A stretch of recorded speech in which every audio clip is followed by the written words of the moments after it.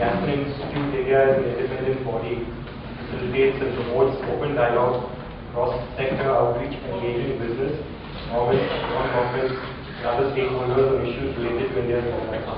The Institute's vision is twofold: to foster values-based leadership, encouraging individuals to reflect on the ideals and the ideas that define good society, and to provide a neutral and balanced venue for discussing and acting on issues.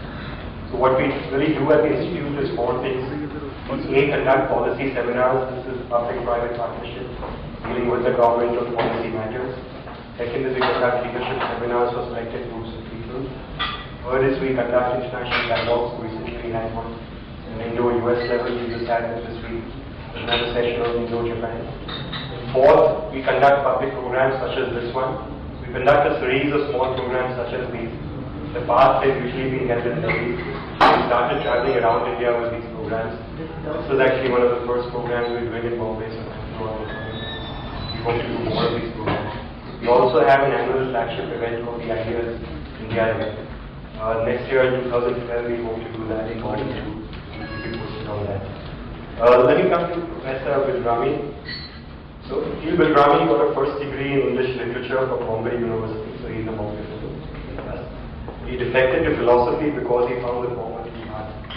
He went to Oxford University as a Rhodes Scholar, and there got another bachelor's degree in philosophy, politics, and economics. He has a PhD from the University of Chicago. He joined the department in 1985 after spending 2 years as an assistant professor at the University of Michigan Ann Arbor.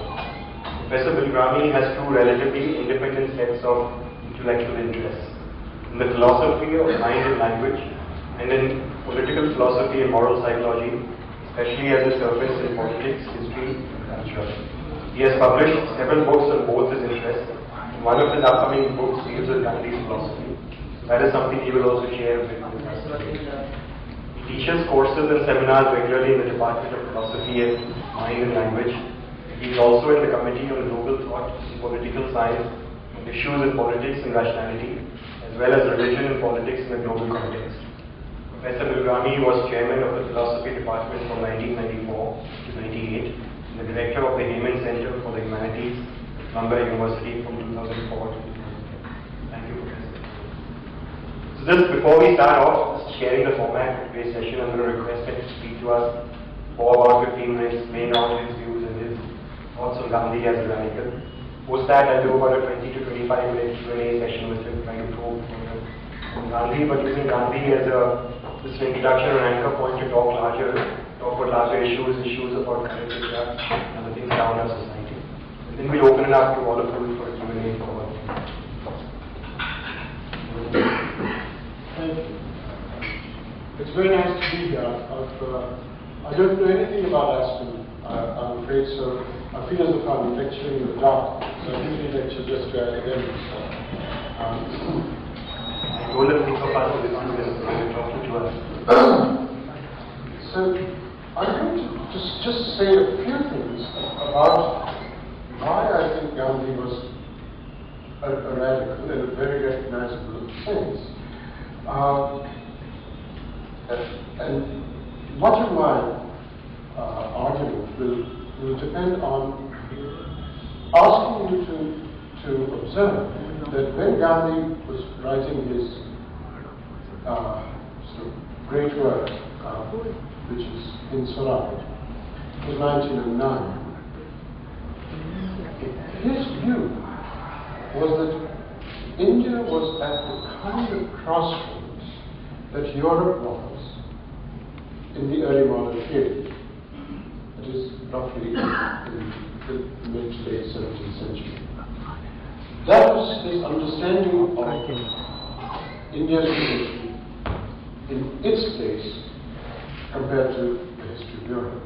And in Swaraj is a work of detailed anxiety about why India should not go down the path that Europe had gone down after the early modern period up to the 17th century. And these anxieties that he had, fears about India going down the European path of what we now in hindsight call our modernity, these anxieties were anticipated in extremely close detail by radical dissenters of the 17th century. So many of the things that Gandhi wrote about, say, we mustn't go down this path, detailed anxieties about going down that path, were anticipated in detail by 17th century radicals at that time. So that's the one sense in which I think it's absolutely clear that in the next 15 minutes or so, outline 3 or 4 issues on which his radicalism comes through. Then we can discuss it with time.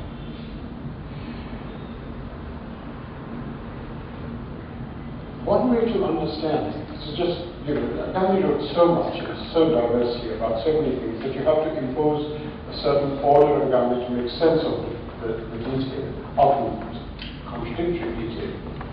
So, my work on Gandhi, on writing a book on Gandhi, has been to interpret him as asking one very general and very omnibus question, which breaks down into 3 or 4 specific questions.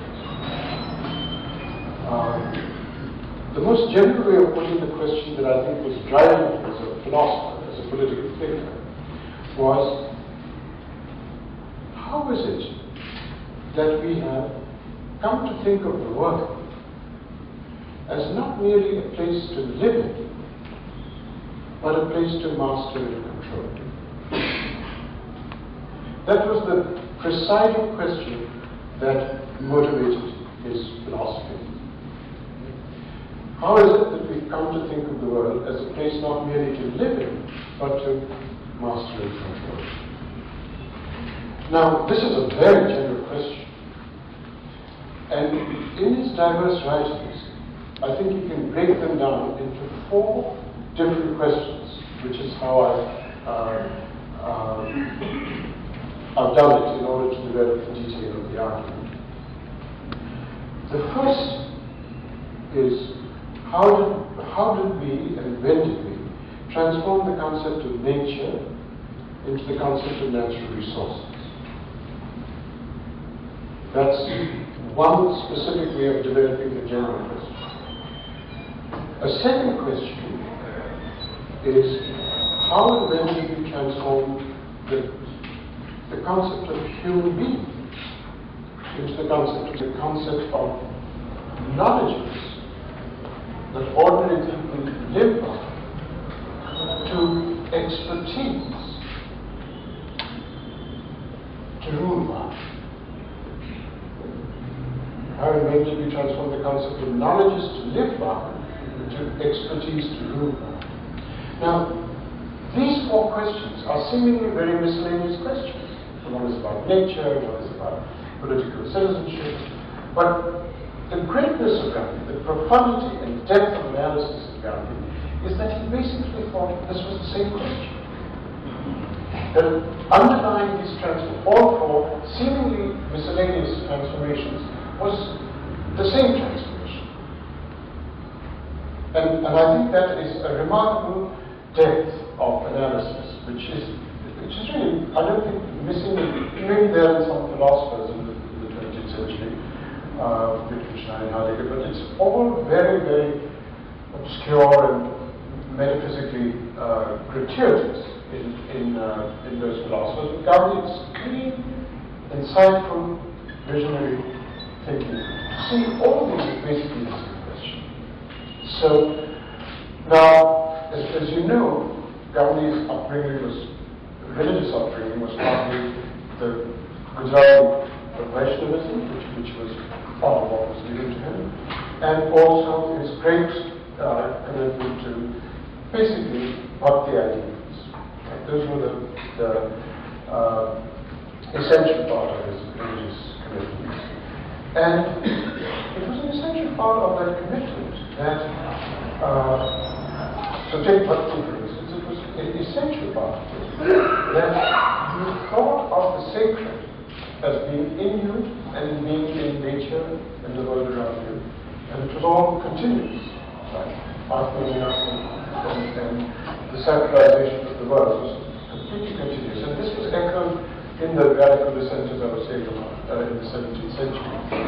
And he thought that the transformation that took place in the 17th century was that God was exiled from earth, nature, matter, to a providential role outside. And this was absolutely clearly part of the Newtonian scientific revelation, which is that motion was not part of didn't come from a sacred presence within matter and nature, but God was exiled, and God gave a push to the universe, which made an inert universe come into motion. And Gandhi thought that the beginnings of transformation was if you desacralize the world and nature and place God outside of nature, then you make nature available to take from with impunity. It was an absolutely essential transformation, that once you desacralize nature and the earth, you were set on a path that gave rise to the kinds of things that we now call agribusiness, extractive economies, mining, deforestation, all the kind of things that we now understand by extractive economies. And there's Nariman. So that was very much part of this idea that the concept of nature had been transformed into the concept of natural resource was through this desacralization. And it seemed to him something to be resisted. But I think it was remarkable. In 1908, he saw a set of problems of the environment in a way that was recent. There are two things in which I think there's one thing in which now young people are beginning to see some of it, but the other thing was the vegetarianism. There was, he said much before Katsir made a book out of the idea. Gandhi explicitly said that we will talk about our way with animals in the way we now, 200 years from now, we will talk about our way with animals as we now talk about slavery. Now, this is explicitly said by Gandhi. And I think he said very similar things about nature. So he was far ahead of his time in the radicalism about the environment. And I think the interesting thing is that he saw it coming from a certain desacralization that started in the 17th century. The other form of scrutiny in place was on the idea of how the concept of human beings had been transformed radically by the idea of the concept of a human being as a citizen. And you can see part of this as his reaction to what he saw when he first arrived from South Africa, and when he saw all around him that the only way that politics was frameworked was for a bunch of lawyers to be making demands for greater self-governance through standard constitutional debate and argument and so on. And within a few years, he transformed what was basically a lawyers' movement into a mass movement. And that's just one example I'm giving you, but the general understanding was that if you don't make demands as human beings and make them only as citizens, you will not really make any headway when the idea of citizenship circumscribes political action in certain ways. So it was extremely important for him to return us to the idea that there is much more to being a human being than to being a citizen. Because, as I say somewhere in the article, it's a hallmark of the Enlightenment, it's a hallmark of Western political thought, that perhaps its most important commitment is that what is bad in us can be constrained by codes and constitutions and politics of that kind. That was an essential way of the West's understanding of what it meant by decline. That is, what is inherently bad in us can be constrained and stopped if we have a good politics and systemic constitutions and rights and codes. And Gandhi didn't believe it. He simply didn't believe that. So the heart of the Enlightenment is something that we just have no feeling for at all.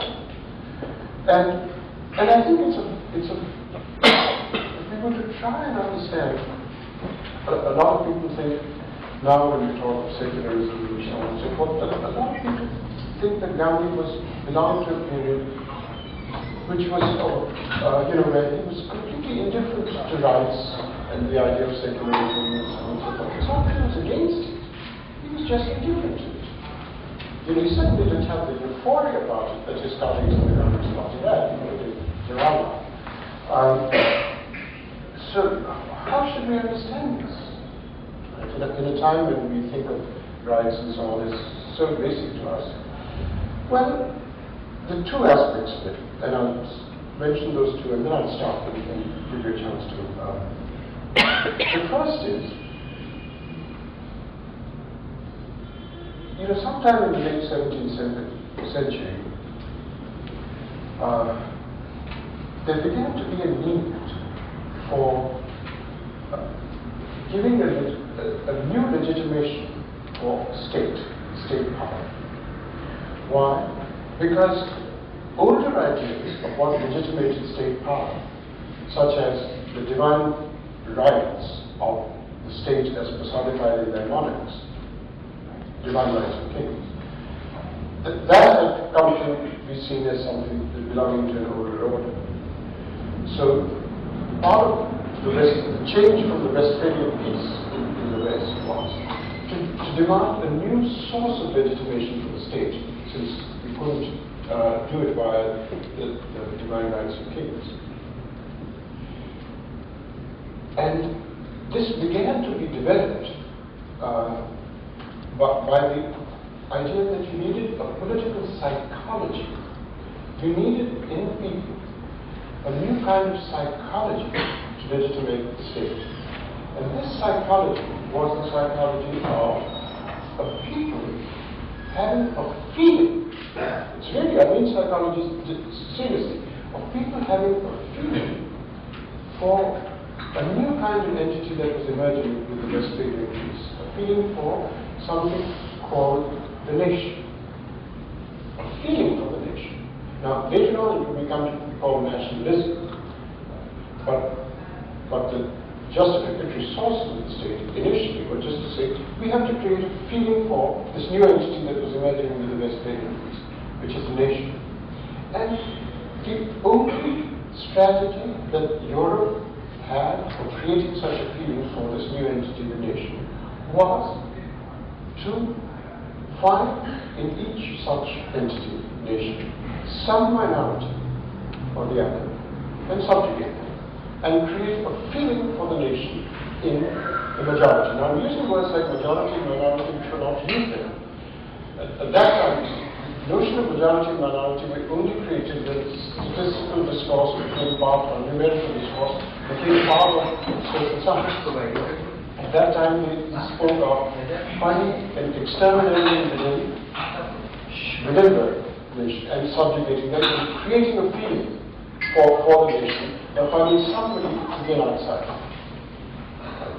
And so the Jews or the Irish and so on, this is a standard way of how the idea of the nation and nation state part of the nation developed, was to, and Gandhi just didn't want to go down that path.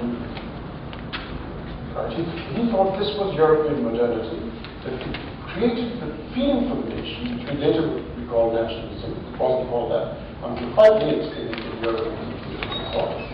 And it was done by what we later, when we had a numerical discourse to describe it, was done by majoritarians.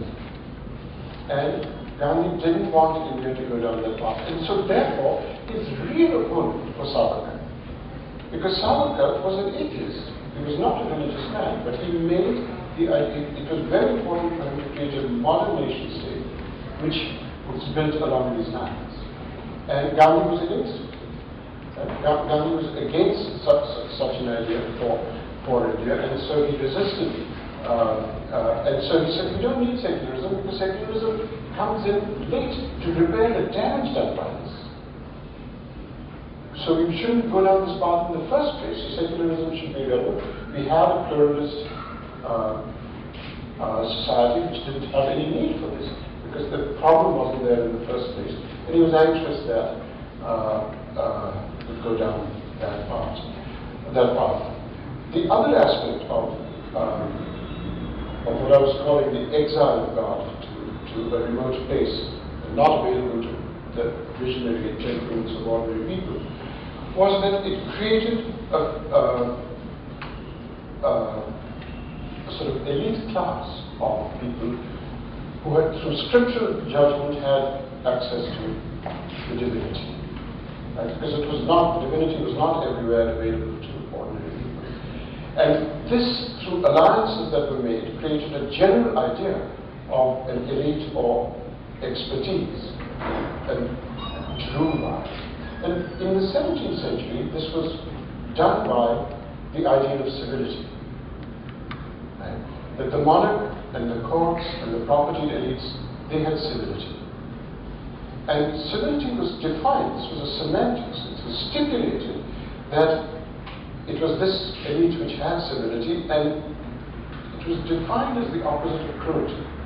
So cruelty was a property that belonged to the brute populace, and civility belonged to the elites. And one of the effects this has had is that it hides from the monarchs and courts the cruelty that they perpetrate on the populace, because cruelty is not something we do. And cruelty is there to be found in the lifestyle of the brute populace. They're the people who behave with cruelty towards one another. We are not like that. It's an essential part of having thought of civility was defined as belonging to a certain elite. Now, I believe that Gandhi thought that the concept of rights had the same function. This is a very important part of why he was indifferent to the concept of rights.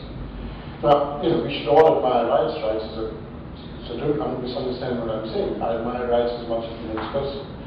But what Gandhi understood very well, which is why he was indifferent to concepts of rights and constitutions, etc., was that he thought that rights had the same screening self-deceptive function that civility had in an earlier period.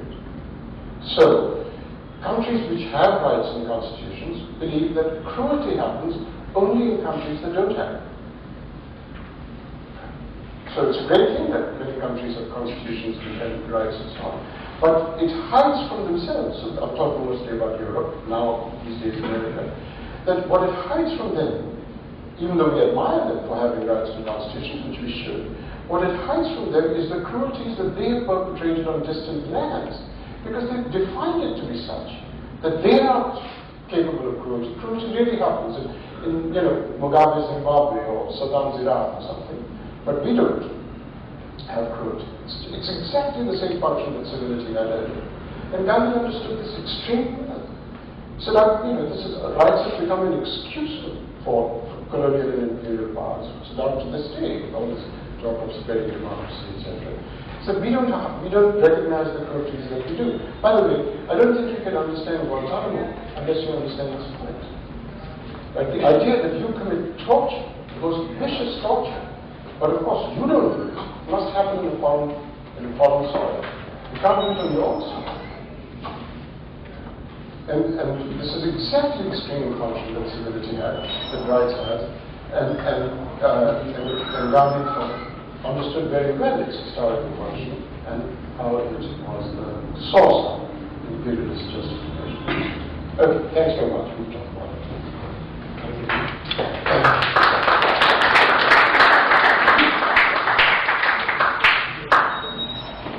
You laid out as to how Gandhi was opposed to the principles or the ways of living, the lifestyle that is starting to in Europe, starting to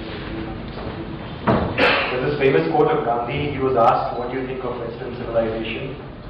To which his response was, "I think that's a good idea." So, that kind of reflects as crystally as can, his disdain for everything that Western civilization. So therefore, was his opposition to British rule or independence from British rule in India a subset of his larger fight against Western way of life?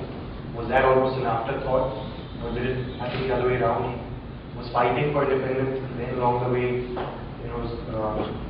built a disdain for the European way of life. No, that's actually a central question. And I think the right way to think about it was that he really did think that when I say he didn't want India to go down a certain path, what he really didn't want to happen was that it should go down the path of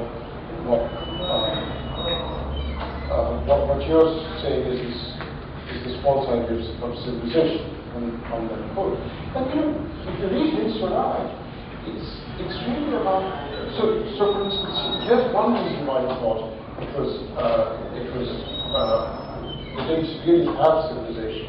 Is 1/3 of the book almost, or maybe a quarter of it or so, is really about modern science and modern medicine. And so that's a very good example of it, because really Gandhi thought it was a lack of genuine civilized understanding of human beings, that when you thought of them as sick, you must think of this sickness as not merely bodily sickness. So when you cure somebody, you don't cure just the body. Right? You restore them a sort of equilibrium of emotions, of meanings, of values at the same time as you cure the body. And these are not separate things.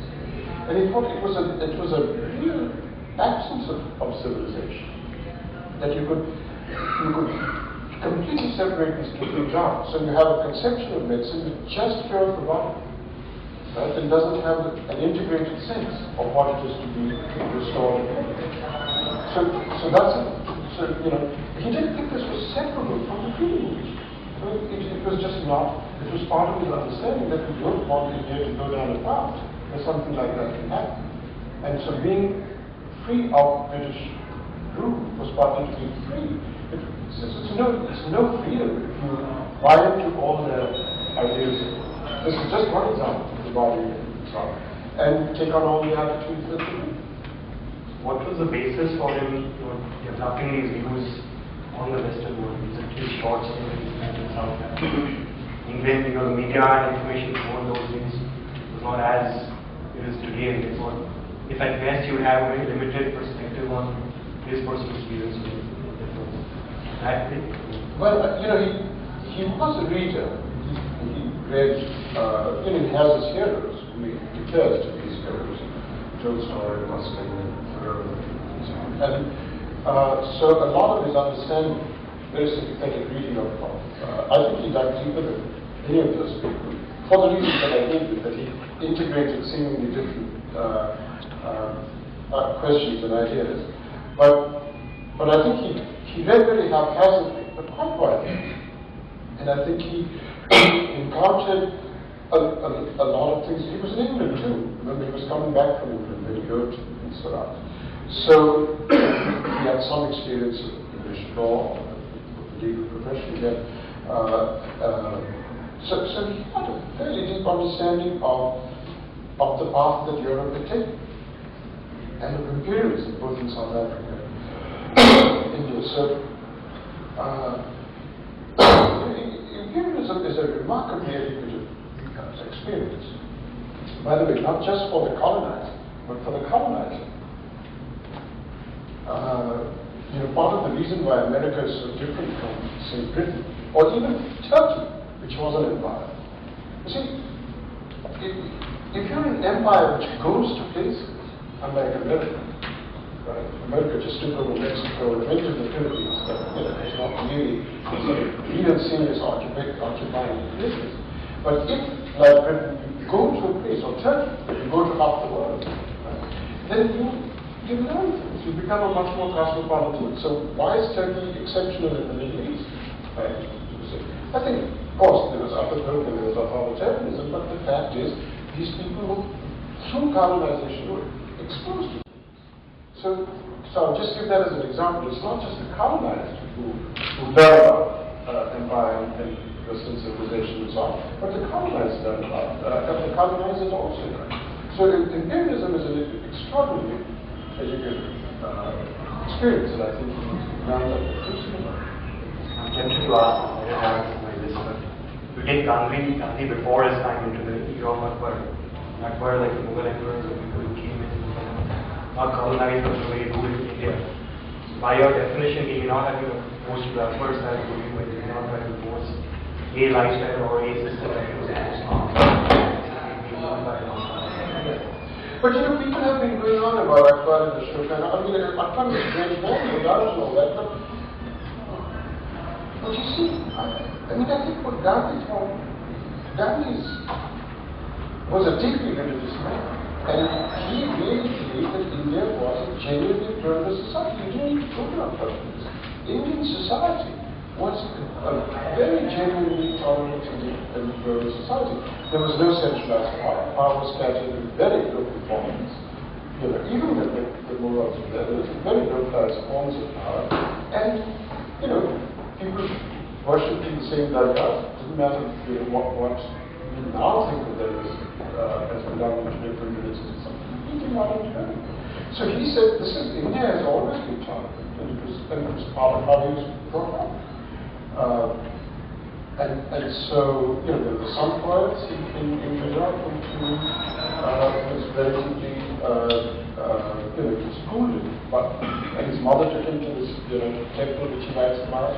So there's, you can name the big figures like Aspen and so on, but the fact is, India was a genuinely pluralist society. It was what we call a syncretic society, and he just thought, if you go down the Westphalian path, you're going to change things. One of the points you mentioned is that before Gandhi came on the scene, the whole independence movement was led by the intellectuals and the lawyers and the people who therefore fought against this on the grounds of political, legal, constitutional rights, etc. Which is concepts that only appealed to or made sense to an educated urban upper class of India. What Gandhi did is transform that whole fight into a fight against the larger set of issues that you outlined. You know, if you focused on things such as salt or wearing khadi or wearing British garments, or he took subjects related to religion, village lifestyle, ecosystems, etc.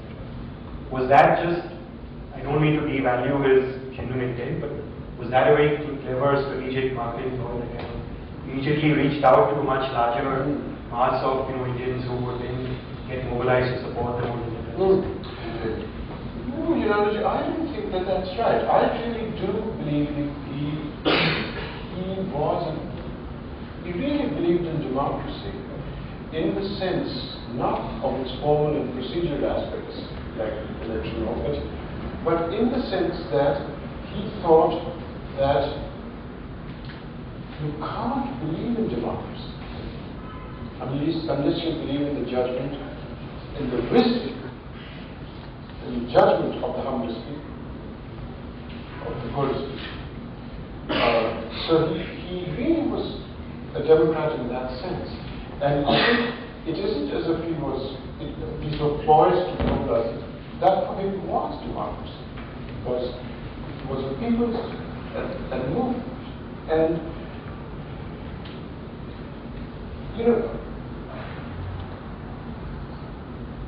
this should be stressed much more when we talk about democracy, because if you just think of it,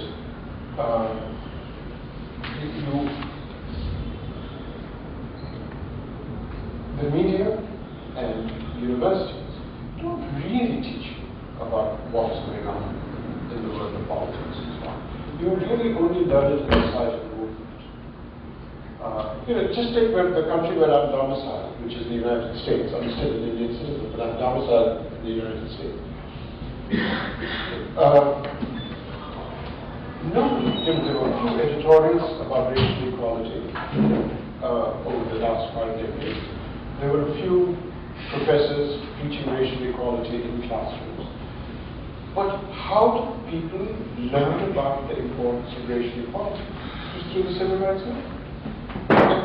So it was not thought. This is where democracy happens. No major change happens unless a movement makes it happen. And I mean, at least in the United States. So civil rights happened that way. All the basic labor laws were enacted as a result of social unrest. There's a wonderful story about Roosevelt. Stone describes how apparently a delegation went to Roosevelt and said, people are earning a pittance, you must have a minimum wage. This is in the 30s. And Roosevelt listened very hard and he said, I completely agree with you, but now go out in the streets and make me do it.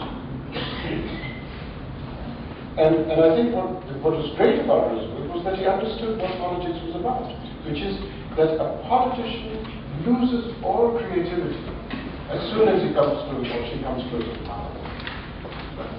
Politicians are only creative when there's a real movement going on. And Roosevelt and Lyndon Johnson. Lyndon Johnson didn't promulgate any revolution, but he was forced to sign on to it.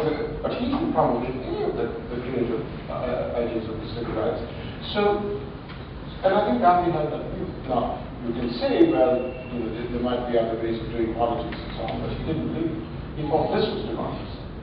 And so it was not just a strategy, it was part of what he thought democracy was. So since we're talking about democracy in elections and we have the ex-chief election commissioner in the room, so if you come to India today, you think today's India democracy and so-called elections reflect the two aspirations? You think there's with all due respect to all the processes that we follow in the administration? Yes, with all due respect to this community of great commerce and business in this country, I have a feeling that 2004, when the election was a remarkable result.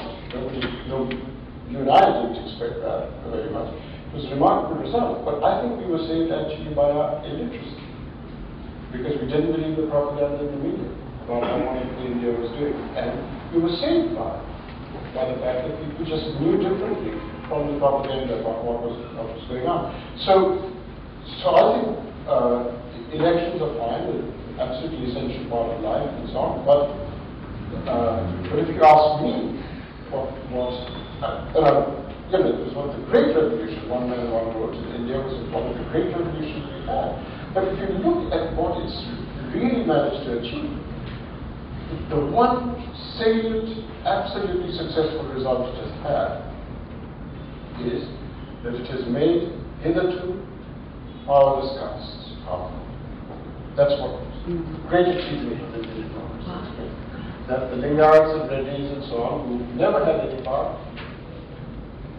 and I think that all sorts of other things were, this is the most salient way to say. So all sorts of things come as a result of elections, but Gandhi's view was that the deepest changes in us come the sites of education, the sites of change are elsewhere in the formal aspects. I want to come back to the politicians, but before that, I read one of your essays and there's this line that really caught my attention. It's a personal anecdote. So Akhil mentioned that as a kid he would go on long walks with his father on the beach. One day while walking on the beach, he found a wallet lying there with money.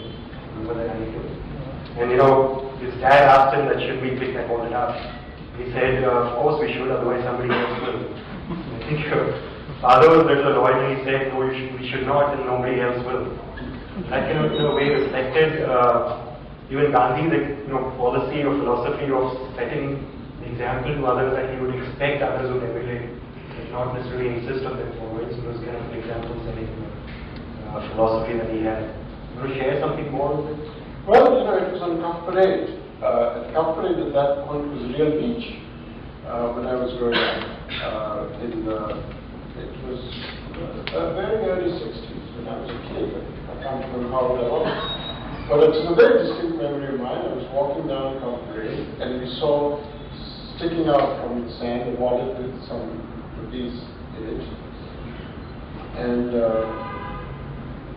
And my father very dramatically paused and said, "Hey, why should we pick that up?"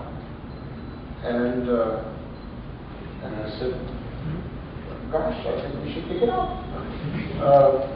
And he looked very irritated, and he said, "Why?" And I said, "We don't pick it up. Somebody, the next person will pick it up. So why don't you pick it up?" And he said very, and I didn't know what the hell he was saying. He said, "If we don't pick it up, nobody else will." I said, "Yeah, I had no idea what he meant by it."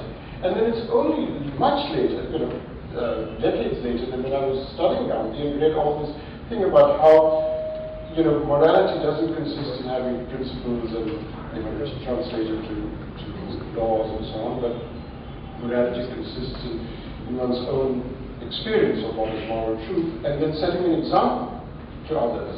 And so, I think that must be what the old man was conveying to me, that if we don't do it, we set an example and others would do it. Which I think is a very Gandhian idea. It's a very different idea from Western ideas of morality, which are based on principles and laws and so on, which are, you transgress if you don't act on them. But it's examples of completely different kinds of basis for morality. So I have an essay on that. I think what Gandhi has actually done is effectively raise the bar so high on setting first example by getting rid of his, clothing and getting to the post, getting to a very simple life by doing fast. And therefore, what that's done is made it very uncomfortable for politicians of today. So they are forced to wear, they are forced to go in the slums, they are forced to sleep at telephones and share a meal and do all this in front of the cameras. Actually, they go back to their private life, cocoons and stuff, and they are different, breed completely. So there's a complete disconnect between their public lifestyle and their private lifestyle. And I'm not getting into the morality of it. I'm trying to ask the question that as Gandhi and therefore society that's, lived on or developed the thought process by Gandhi's benchmark actually created a false society that is very much not expecting this, forcing our politicians to become a stereotype or forcing them to do these things in a symbolic manner. I, for one, don't see what's wrong with a politician wearing a suit, living a comfortable life, and forced to go on this false symbolic notion. Yeah, I mean, and Gandhi presumably have seen through the falsity of it immediately. He had a better hypocrisy detector than almost anybody that one reads about. You could just see through hypocrisies of that kind. I agree. The famous about clothes and the famous wisecrack he made when he was supposed to go. A friend of mine was who was he supposed to go and see? So he was a king in England, and somebody said, well, you might want to put on some clothes, and he said, don't worry, you'll be dressing up in the table. So, it wasn't just as if he was.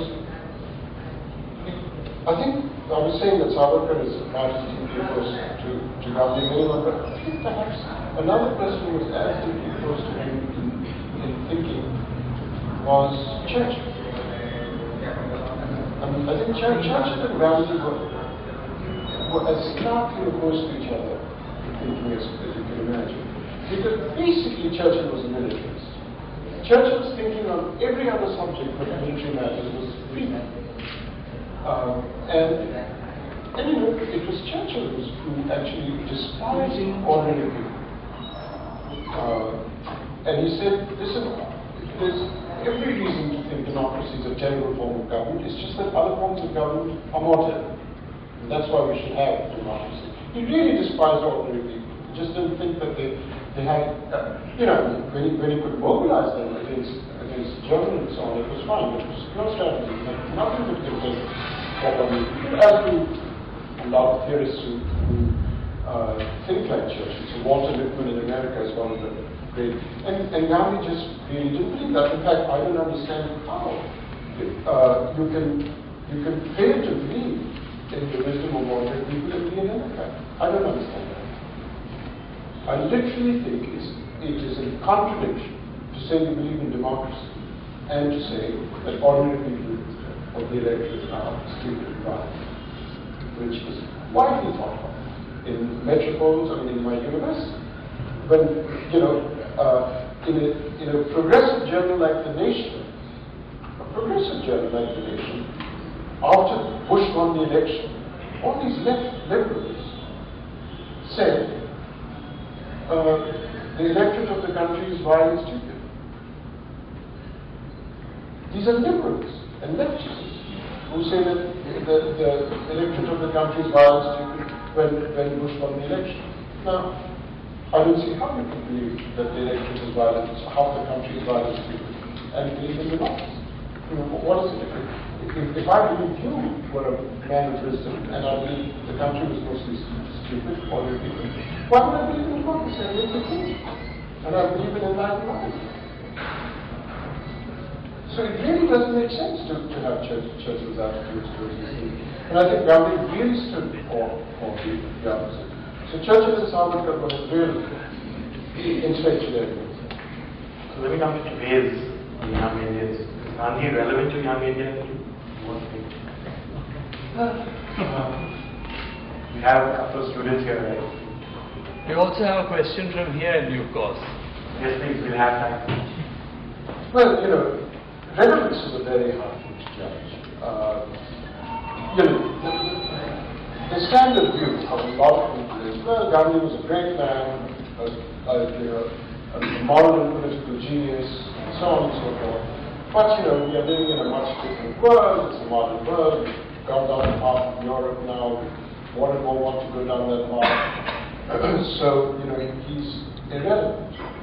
But let me just end and answer your question by saying, look, in the Renaissance, when people were looking back to ancient civilization to try and say they were, you know, I'm sure there were people who were accused of being these creative Renaissance figures who wanted to go back to, or treated as being nostalgic and reactionary and going back to, I'm sure the medieval scholastic scholars were utterly reactionary things that the great Renaissance figures were doing. Well, so the young people might think of themselves as creative Renaissance figures if they try and work at it. You know, I have a view that we tend to box in these Gandhi's views as they stood in the 19, 20, 30, 40. And look at them today in today's prism, but I think the views are constant. I think his views are a function of his context, the issues he's dealing with. So take, for example, the simple point of view, rejecting British law, seeing the power of Gandhi, simply because textiles are controlled by the British. The symbolic kind of protesting there, I'm not wanting to contribute towards the sector. That doesn't mean that you would necessarily hold the same view today when textile trade is significantly sourced from India. Or similarly his views on other issues, whether it's economics or lifestyle or religion or protecting Muslims, etc. I think his views today may be very different from what they were at that point in time. It's a contextual view that he had. I think we make two errors. Those who hate him blindly, think his views are constant. All those who criticize him do that without context, trying to transpose his views from them to say they are relevant. Yeah, that's right. I think that we have to just be creative and deploy his thoughts where they're relevant and where no, but look, just take all the stuff on the environment. He saw it much before the others, and he was right. And it's not something that we can just ignore now. You found it I mean, so I was thinking about it. For example, similar comparing Gavaskar with Sehwag and saying, why wouldn't Gavaskar, play lofted shots or etc. I think the rules of cricket were different, the field base was different. So maybe Sehwag in that era would play like Gavaskar would. But see, that's, I mean, Sehwag is what he is because he sees the ball before others do. He just sees the ball second before others do. Sehwag is shot ready, and that's Sehwag's greatness. Gavaskar didn't have that. Gavaskar had technique. He was a very correct player. But Sehwag is just, it's his thing, which is remarkable. In fact, Sachin doesn't have it. Sachin is going to be a very dominating and consistent player. But anyway, why are we talking? So let us now imagine if Gandhi is alive today. Let's imagine if Gandhi were to be alive today. How do you see him dealing with the issues that we have? Or take anything you like, the Canada movement, the Arab Spring, or India's corruption recently, or just take 26/11 in Pakistan. Do you think his philosophy holds true, or his philosophy holds true, but his actions will be different? Well, I think the Arab Spring is a very good example of the power of unity. And if you take seriously what happened, if you read about the Arab Spring, and this is, I think, a real transformation from Gandhi's time. The Arab Spring is, everybody talks about it as if, there's this new social media and people have this Twitter and Facebook and so on, and they communicate on it. But the fact is that what you owe the Arab Spring to is not these up-to-the-minute things. The great transformation that happened in the Arab Spring was because of one television station. It's conventional media. One television station which has changed the map of the Middle East. And that's Al Jazeera. It has been educating people for a decade and a half about how corrupt the elites and ruling class are in those countries. It's one station which has that's democracy. People know what's going on. The New York Times doesn't tell people what's going on in many parts of the world where they're very interested. But Al Jazeera did it for them. That's democracy. Getting things across to people. That's what made the Arab Spring possible. Other things were catalysts, but that's what made it possible. Knowledge is got to be completely democratic, not the prerogative of excellence. You spoke about nationalism earlier on, and let me add two more words to that: patriotism and jingoism. And I think of late people are confusing the two. There's a whole sense of jingoism. That's on nationalistic pride, that's on regionalism, statehood, or even on religion. Where, take the simple example of an Indian VIP getting interest in the US. It's made into such a big issue, and it's no issue of national result and prestige. I bet Gandhi was frisked. I bet he was here. They go ahead and frisk me, and I don't understand what the issue is. That's just a small issue, but that's true of the way we celebrate religious festivals. It was the external manifestation of the beating of the chest as opposed to the underlying sentiments that cannot be benefit. So as an Indian outside India, you sense a certain Indian actually going down the wrong path. Yeah, but the religious festivals, part and so on, I don't know, all these people who write as if, oh, Gandhi made India communal by using religious symbols. I think that's nonsense. It's nonsense. I mean, India is a Hindu country. It has religious symbols, so of course you would use religious symbols too. He used some obscure reactionary Islamic thing like the Khilafat movement to mobilize. He used all sorts of things. Isaac Ross to mobilize people and do democracy. So he went to the heart of things. It's even good. So of course India is a religious country, so you use religious symbols, you use any religious symbol you can to mobilize people to think. I mean, the Khilafat movement, there's been almost no movement like it, and it's not just a movement. If you look at Bengal and the aftermath of Khilafat, it was basically Khilafat created the most dynamic period of Bengali history, which was the 20s, until it was, of course, starched by people like Chavan and so on. But it was an amazingly capitalistic thing, and it was religious. So, I just think he understood the Indian people that religion was just part of India. You can't separate the two. So, and by the way, Savarkar was against that. That's the point. Savarkar wanted to make it a modern nation because he didn't understand religion. He didn't. Secretly, I mean, Ashish Nandi is very good at this. Secretly, Savarkar despised Hinduism. And he admired some of the borderline qualities of Islam. That's the point. Whereas Gandhi really understood Hinduism, and he understood, what it meant for people in the ordinary lives of people. Whereas Savarkar wanted a modern nation, and these distortions of it. I'm going to get into a big rapid fire round. Yes. So I'm going to ask you questions, short questions. Yes. You need to give immediate answers. No thinking. No diplomacy. You have to have a point. Yeah, you were the one who was saying there are all sorts of superficial things. Okay. So who is more Gandhi, Rahul Gandhi or Nazari? More Gandhi according to you. Who is more Gandhi according to you? Rahul Gandhi or Nazari?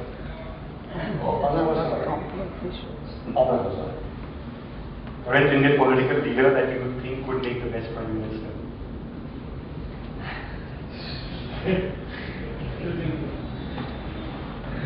Well, as I said, I don't think politicians are creative when they join the mainstream. So I'm going to step out of that question. I'm basically, a relatively old-fashioned leftist. So you can draw your inferences from that. If Gandhi would be prime minister today, of a coalition government, would he succeed or fail? That's like asking that you stop beating your wife. Gandhi would never have been prime minister. It's unthinkable. It's unthinkable to think of him as really wielding that kind of power. Any contemporary or past world leader who came close to Gandhi?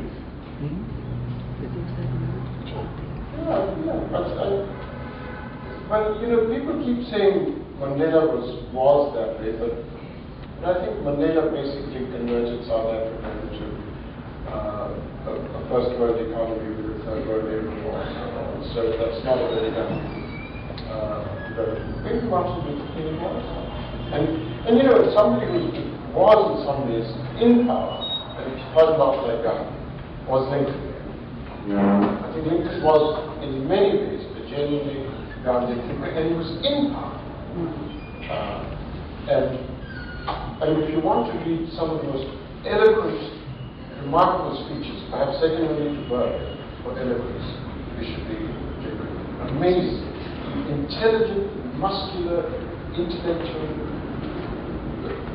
deeply argued speeches. No other politician apart from Burke spoke like that. Certainly not. Maybe, and here my old-fashioned leftism is coming out, maybe Krishna Reddy. Better President Clinton, Bush, Obama? Well, Take a choice. I think the best president was Carter. I'm not, so I refuse to be on the witness stand, so am I allowed to say none of you? Not, but you are. So I would say Carter was probably the best, and in some ways Lyndon Johnson was of recent times. But Obama is a lightweight. It's just. Let me tell you something interesting about Obama. The other day, I was reading an article in psychology. One of my subjects is philosophy of psychology. So I was reading an article in psychology, which is a very interesting article. I urge you all to read it. It said, for decades, it is thought that if a person declares his intentions in public, he's much more likely to live up to them. Because, the public knows that he intends to do it, and they will think he's a hypocrite if he doesn't do it. They say now, psychological results in experiments have shown that that is completely false. That in fact, if you declare your intention in public, then you feel you've almost done the damn thing. So you won't bother to act on it at all. Well, that's wrong.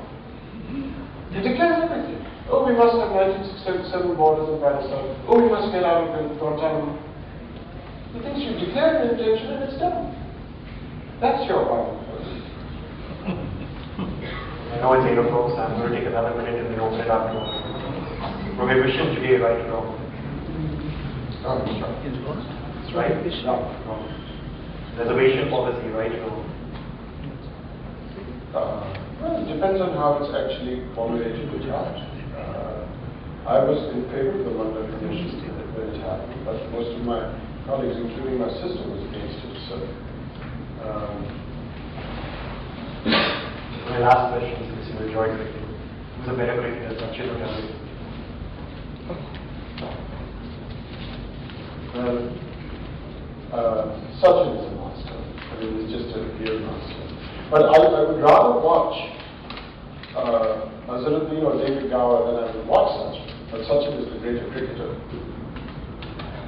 Thanks everybody. We're open to thoughts, questions from all of you. Any of you? Sir, I really found this point of human being to citizen to mass movement very insightful. Building on Anuja's question, we are kind of locked in time. Gandhiji was there 60 plus years ago. He wore suits and then he wore khadi, and I don't know what would he be doing today. And then your point about if you today's context, he would have not been a prime minister. But we live in today's context, so how would Gandhiji was like Bhishma Pitama, how would he have been today? Because we analyze something that existed 60 years ago. Yeah, I think that's right. He analyzed things which, in many ways, we don't live in a society which young get home for. So, I think it's quite correct to say that many of the things he wanted didn't happen. He didn't want us to go down a certain path, and we've pretty much gone down that path, I think. There's just no doubt about it. And, but just think of it, if you believe that what's bad in us can't just be definitively arrested by mere politics, if you believe that, then it's up to you and to me and others to actually work at formulating other ways of dealing with what's bad in us. We have an obligation to do it. Right? If mere politics is not good, I'm not suggesting that you shouldn't engage in politics. I think it's very important to be involved in politics and so on. But now Hazare, I think, is a great answer about Hazare. Because for one thing, Gandhi never fasted, ever, in order to make demands on the British. Gandhi's fast, almost all of Gandhi's fasts were fasts in order to improve the thinking of his own supporters, of his own people.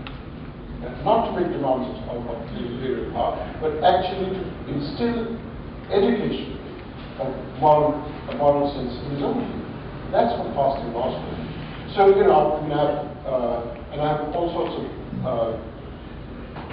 the fact is, corruption means something very different when it happens in high places and the government in power and so on, and when it's very corruption. And you just can't lump them together and talk them in the same breath. And so on. All corruption is bad, but I think you have to be much more discriminating sense of it than you find in this kind of movement. And because in a lot of analysis, corruption is not an easy thing to analyze. What politics one should have in order to address it is a very complicated phenomenon.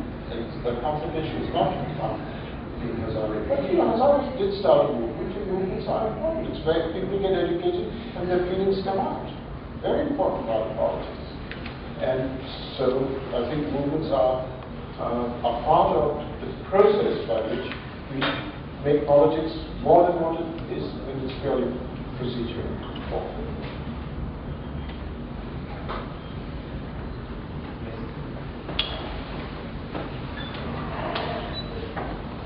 Three quick questions. I'm struck by your observation about the aspects about health and diet in Swaraj, and in fact throughout his writing. So I guess my question is, what do you think Gandhi got from his early experiences with vegetarian society in the UK? And more than that, the whole milieu that the sort of vegetarian society came from. That's one question. My second question is, how do you explain Gandhi's lack of hostility towards industrialists and big business?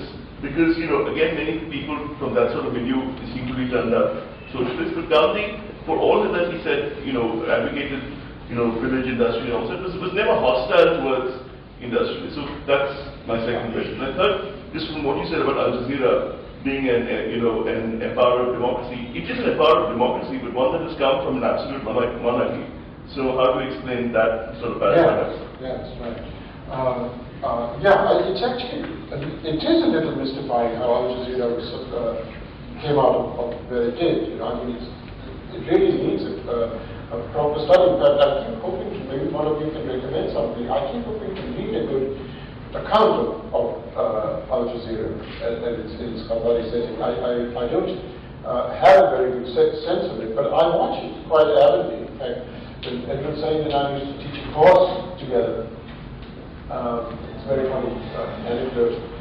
So, Saeed and I taught a course for 3 or 4 years every year, and when we first began to teach it, in the first lecture, Saeed said, you know, the two instructors both fought with the Columbia administration to get satellite dishes on their buildings because Columbia didn't have it. And we succeeded, he said. One of them did it to watch cricket, and the other did it to watch Al Jazeera.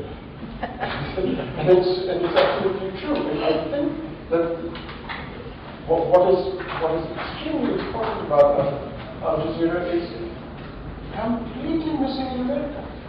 There is no, and I'm sorry to say that it's probably missing here too. There isn't any real media which tells you the detail about what's going on. It won't do. A lot of details are. It's impossible to criticize Israel in America in the mainstream media. It's pretty impossible to criticize the Indian Army in Kashmir in Indian newspapers. It's just a fact of life. You just can't get criticism at that time. And it's, you know, that's what Al Jazeera was completely prepared to do. It's a remarkable thing. And you asked a very good question. It's basically like a monarchy saying, all right, you can have some independence and autonomy to discover the truth and not withhold it from people. You know, a little bit like the plans by which the BBC was created. But you've got to understand that there are some things that you can and can't do. I mean, so for instance, if you take Castro, and somebody says, why did Castro have completely free press? You know, to do all. Well, the fact is Castro had real constraints. He had a juggernaut breathing down his neck. There have been 9 assassination attempts on his life by the intelligence agencies in America. This is official people. You know, constantly trying to undermine his country. And so, if he had a free press, these creeps in Cuba would take it over and talk with the business. So it's a complicated business, how much free press you can afford to have. So it's a particular achievement that a monarchy would allow it. So you're quite right to ask that question. I have no answer to it. It's actually a mystery. What was the second? There are 2 more questions. There's somebody else with a question. I'll come back to you. Mr. Chavan? Were you answering 2 more questions? We'll come back to that so we can get a chance. Akhil, I'm delighted to be in Bombay here today, both of us, and then chanced on your lecture and decided to drop by. And really found the subject that you're speaking on very interesting. Now, I wanted to take us back a little from the 15th of August 1947, when the Tryst for Destiny speech was made on Red Fort, on the ramparts, and Gandhiji turned his back to it, the radicals, and moved instead to Lokhali, where the riots were going on, and chose not to come. Not a fact that our historians, our history books, and indeed our media has ever made much of. But what a turning of the back. But take us back a few years with your knowledge and tell us where that turning point in this radical takes place. This man who is a lawyer by training, not successful by any count, becomes a petition writer, goes to South Africa, goes through his trauma, comes back, stands up to the Sarabhai to answer your question in Ahmedabad, but is perfectly comfortable with the Birlas. There's a whole mass of contradictions as you begin to analyze. So I'm not going to go into too many of those questions, but just this one. Take us back from the 15th of August, a few years, that would have made this so natural in Gandhiji that he didn't come that morning. Right, yeah. So it's actually true that there's once the British were out, Gandhi focused on the most difficult and deep local problems rather than part of the euphoria of national celebrations, which, by the way, is every bit as bad in cricket as is anywhere else, which is disgusting towards the nationalism around Indian cricket. But he was absolutely focused. Partition broke his heart, as you know. It just absolutely broke his heart. And in a way, there are all these.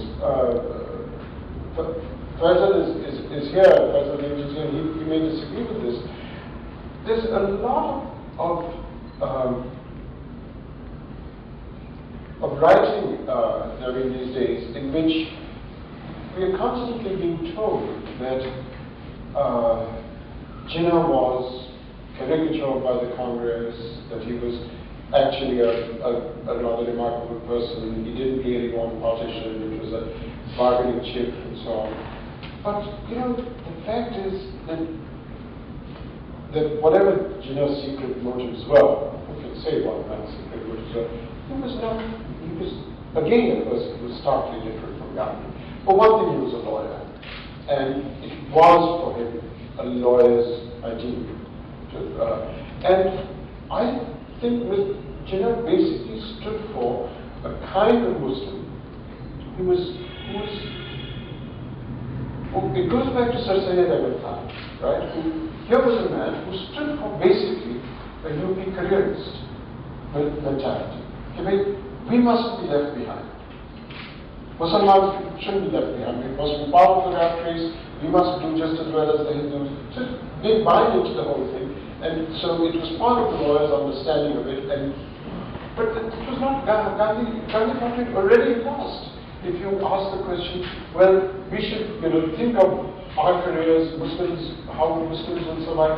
It's just not his understanding of these things. So I have a feeling that he was. So when we say partition is the result of Jinnah actually just bargaining for more for the Muslims and so on, and it's already lost if you start thinking like that. See, that's why he just wasn't interested in that aspect of things. So the celebration was for him the biggest, deepest loss in India was one people who were part of a syncretic culture were made into two by just this mentality. Right? And this is the Westphalian mentality I was talking about. You want to subjugate a minority, then the minority reacts and says, what about our future in this world of careers and jobs and so on and so forth? But this goes back to society. Right? And for Gandhiji then, the ultimate failure. Ultimate failure was partition. I think it was the ultimate failure. It would have been an even greater failure if we had, I think if we had retained all the values of Western civilization, it would have also been a failure. And interestingly then, the ultimate radical. That was the sense in which he was radical. That's the point I'm making, that for him, mere politics of this kind would not make us better people. That's right. Yeah. Thank you. So my question is, I'm not going into the debate about Jinnah, but Jinnah never wanted partition. That's what they say, yeah. What he wanted was, at that time, there were 2-3 people who were more eligible than Nehru to become the PM. And one of them, number one was Subhash Bose. And an agreement was made with the British government with connivance of Nehru and Gandhi that Subhash Bose should be handed over to the British government, dead or alive. Number two,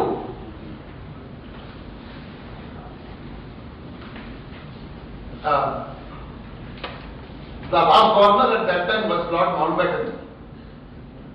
And at that time, when Ambedkar came there, Lord Mountbatten told Ambedkar that we are giving you freedom. Ambedkar asked, what type of freedom are you giving us? Well, we are leaving your country, we are getting freedom. Ambedkar said, no, we are not going to get any freedom by that. Because before the British government came, our condition was that of anyone. But after you people have come, after the British government had come, we have been recognized like human beings. But after you go away, again the condition will be same. Will be just treated like animals. Lord Mountbatten understood, and he said, yes, okay, I have understood, and you will also get the freedom. So the country which was to be divided into two parts, it was to be divided now into three parts. That is what would have been India, Pakistan and Dalitistan. At that time, Gandhiji was in London. He was attending some round table conference, and when he heard, he came to India and he asked Lord Mountbatten, why are you dividing the country again? Sir, can I answer question? Come to the question and we'll get more. Yeah, I'll take only one more minute. Not more than a minute. But he asked, then he said, Lord Mountbatten, you talk with Gandhi. You talk with Ambedkar. Gandhiji told Ambedkar, no, this won't do. You don't ask for the division, third division. But he did not agree. So Gandhiji said, okay, then I will go on hunger strike. And he went on a hunger strike. But after 2-3 days, when his health deteriorated, then Ambedkar was saying, please withdraw the strike. If Gandhiji dies, then there will be one more riot and there won't be any lower caste people, they will be killed. And better you compromise. And that time a compromise was made, which is known as Pune Pact. So, how do we consider Gandhi A Radical? That's my question. Well, Gandhian caste is just a very hard thing to understand and analyze. I'll just finish writing a chapter on Gandhian caste. It's one of the most difficult things for me to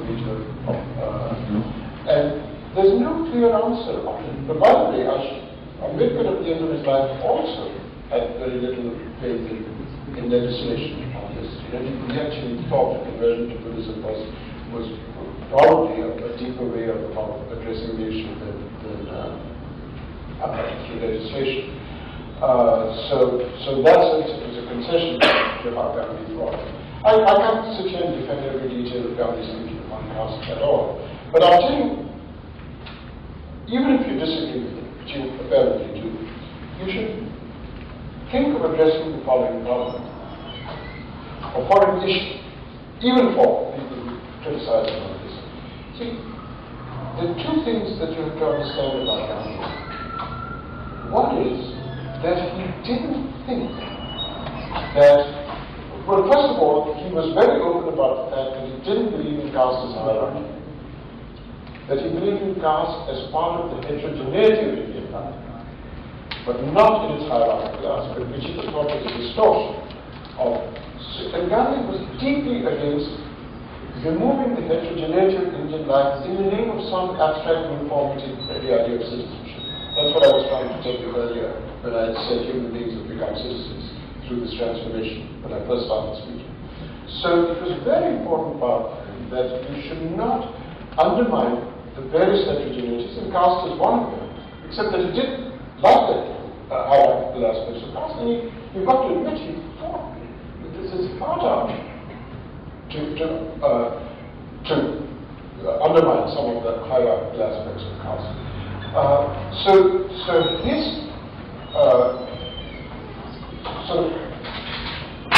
the caste system's appeal for him was not its hierarchy, but its heterogeneity of what you call swadharma, and what's personal dharma and social dharma, and that one's personal abilities, talents for different professional lives, and he didn't want to undermine that by some abstract idea of uniformity, citizenship, etc.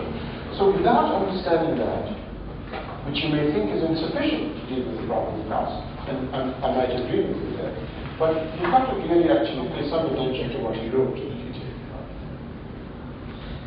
I guess we're out of time. I think we can catch him offline off the stage, but something like that.